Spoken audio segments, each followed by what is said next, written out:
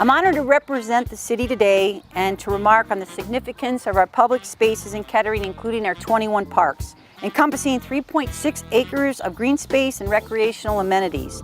Our park is beloved space in Kettering, attracts leisure seekers, families, sports enthusiasts, and now art appreciators. I encourage you to use this site as well as all the parks to be active in Kettering. Art is so important to our world today, more than it's been 10 years ago. Our art brings people together, parks bring people together, but art really creates that conversation that doesn't happen very often.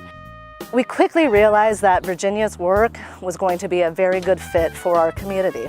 Her work showed a lot of research and a lot of dynamic, just energy within the work, and a lot of attention to detail that we appreciated.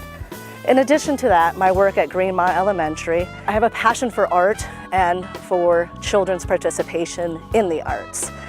So combining the two committees that I'm working on, I was able to bring Virginia into an event at Greenmont Elementary School where she was able to meet with students and work with them and hear their voices of what homes mean to them. Through opportunities such as that, we allow children to explore art and to think creatively and think dynamically when we ask them important questions on life. So Virginia, we thank you for taking inspiration from the children, taking inspiration from our architecture, from our history, and combining it to create the work that you see here today. Artwork is definitely a tool that brings folks together. When we look at the different pictures, it's the thing that brings us together where we take our shared experiences and we say, hey, we are together, we are neighbors. So I'm going to thank everybody that was out here to help make this possible. The residents for allowing us to come into your specific neighborhood. Last year it was Oak Park. This year it's Haverstick. What a wonderful thing that we're doing as a city to help everybody, neighbors meeting neighbors, and the Parks and Cultural Arts. As Mary Beth said, and it is true, when we bring these art into the public environment, it brings everybody together, not only the volunteers, but those folks that are coming out to admire the work and just see what it's all about. I know from my personal experience, and studies show that cities, no matter how large or how small, gain cultural, social, and economic value through public art. If you've taken a tour of the collection of the city of Kettering, you've seen that they're high quality pieces, but there's a lot of diversity. This city has become a model for other public art programs around the country. And none of this could have happened without the support of the residents. I am really happy to introduce Virginia because I just think this is a wonderful piece. It says so much about the city of Kettering. I mean, it's one of the really directly impactful pieces that says this is Kettering, Ohio. She received her MFA from the Columbus College of Art and Design and has recently completed commission artworks for the Dayton Metro Library. She is an interdisciplinary artist working primarily in sculpture and photography while using a variety of media: laser cut rubber, CNC router cut plastic, and 3D printed plastic. Her work focuses on the ubiquity of urban landscapes and the absence of biodiverse spaces. She has shown work both nationally and internationally. She was also the subject of a solo exhibition at Rosewood Gallery in Kettering on view earlier this spring, and it was great. Thank you, Virginia. This project really started in the fall of 2017 when I started coming to Kettering, and I worked with Shayna and we did some of the outreach programs. We worked with kids at the elementary school at Greenmont Elementary School. We also worked with the Greenmont Oak Park Community Church. We did some pop-up houses, and then I asked the kids to describe what home meant to them. And so the kids drew pictures and they wrote about home.